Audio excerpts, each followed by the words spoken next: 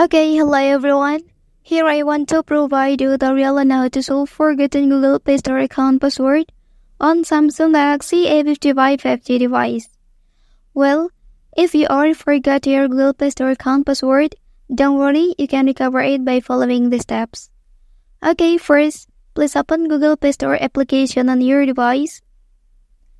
Well, after that, click profile icon at the top, then tap on manage your Google account here.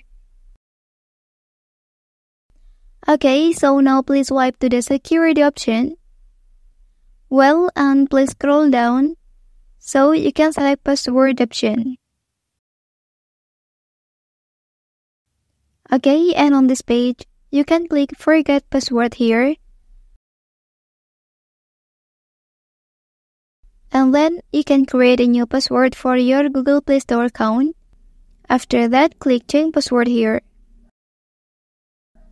Okay, that's the tutorial on how to solve forgotten Google Play Store account password on Samsung Galaxy A55 5G device. If you are helped by this video, don't forget to like and subscribe to get other information from this channel. Thank you.